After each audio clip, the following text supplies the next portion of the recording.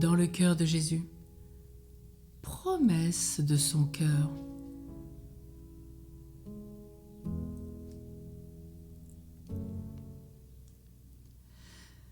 Dans la belle vision où notre Seigneur fit contempler à Marguerite Marie son Sacré-Cœur, il lui laissa, pour toutes les âmes qui se voueraient au culte de ce cœur adorable, des promesses aussi nombreuses que consolantes. Cette disciple bien-aimée de son cœur nous confie: que ne puis-je raconter tout ce que je sais dans cette aimable dévotion au cœur de Jésus et découvrir à toute la terre des trésors de grâce que mon Sauveur a dessein de répandre avec profusion sur ceux qui la pratiqueront. Premièrement, les fidèles obtiendront par le moyen de cette touchante dévotion la paix dans leur famille, le soulagement dans leurs travaux, les bénédictions du ciel dans toutes leurs entreprises, la consolation dans leur misère. Deuxièmement, les personnes religieuses retireront tant de secours de cette dévotion qu'il ne faudrait pas d'autre moyen pour rétablir la première ferveur et la plus exacte régularité dans les communautés les moins réglées. Troisièmement, les prêtres, tous les hommes apostoliques auront l'art de toucher les cœurs les plus endurcis et travailleront avec un succès merveilleux s'ils sont pénétrés d'un tendre amour au divin cœur de Jésus. Quatrièmement, des propagateurs de cette dévotion recevront de notre Seigneur des trésors incompréhensibles. Leur ministère produira, même en ce qui concerne le salut et la perfection de chacun d'eux, des fruits au-delà de toute espérance. Cinquièmement, tout chrétien trouvera dans ce divin cœur un lieu de refuge pendant la vie et principalement à l'heure de la mort. Qu'il est doux de mourir après avoir eu une constante dévotion au cœur de celui qui doit nous juger. Voilà donc les engagements que Jésus contracte avec les hommes. Il n'y a qu'un Dieu qui puisse les prendre.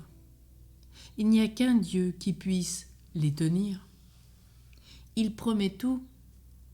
Conversion des pécheurs, progrès des justes dans la perfection, efficacité dans la prédication et dans l'accompagnement des âmes, ferveur dans les communautés, paix dans les familles, bénédiction pour les entreprises temporelles, assistance particulière à la mort.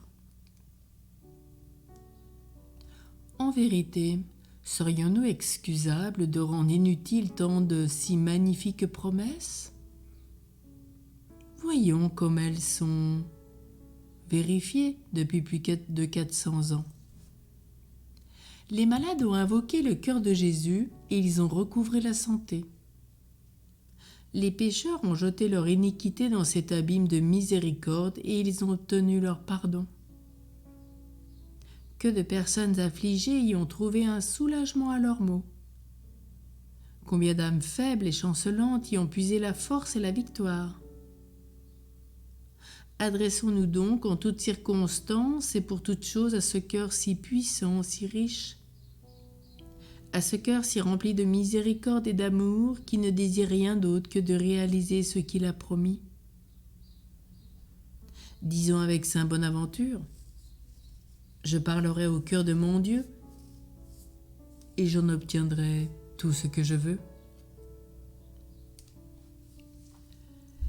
Un homme avait un fils unique qu'il aimait beaucoup et auquel il laissa un riche héritage.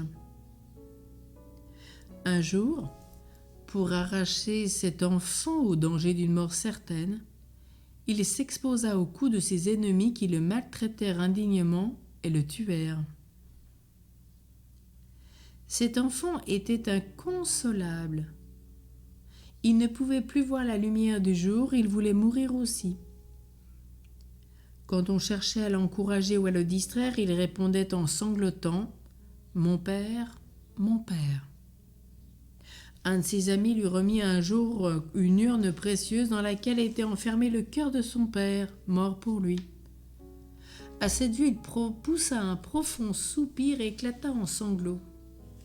Mais à partir de ce moment, ce fils fut résigné. Il se consolait avec ce trésor d'amour auquel il voua jusqu'à son dernier soupir un culte de vénération et de respect. Jésus est mort pour nous, Jésus qui s'est livré au supplice par amour pour nous, a poussé la tendresse jusqu'à nous donner son cœur. Il nous le donne plein de vie, plein de trésors, de richesses, toujours prêt à nous consoler dans nos peines, à partager nos douleurs. Qui pourrait encore se laisser abattre, se plaindre même et se désespérer? Surtout si on se souvient des promesses qu'il nous a faites en nous le donnant. Ô mon Jésus, aujourd'hui, tu es mon Maître et mon Sauveur. Comment te bénirais-je assez pour tous les bienfaits sans nombre que tu m'accordes, que tu promets aussi à chacun qui voudra honorer ton cœur? Il est donc bien vrai que ce tendre cœur est une source trop pleine et débordante de toutes parts qui a besoin de se répandre et que le ciel et la terre, le temps, l'éternité ne pourront jamais épuiser. Ô Jésus, apprends-nous à aimer, à te vénérer, imiter un cœur si riche, afin que nous soyons dignes de toutes tes promesses. Oui, Jésus doux et humble de cœur, rends mon cœur semblable au tien. Jésus doux et humble de cœur, rendez nos cœurs semblables au tien. Oui, cœur sacré de Jésus, nous avons confiance en toi, nous espérons en toi et nous t'aimons plus que tout. Merci pour toutes tes promesses. Merci pour ce que tu es. Merci, il n'y a qu'un Dieu comme toi pour permettre de vivre autant de grâce. Et aujourd'hui, je veux parler à ton cœur et j'en obtiendrai tout ce que je veux. Amen.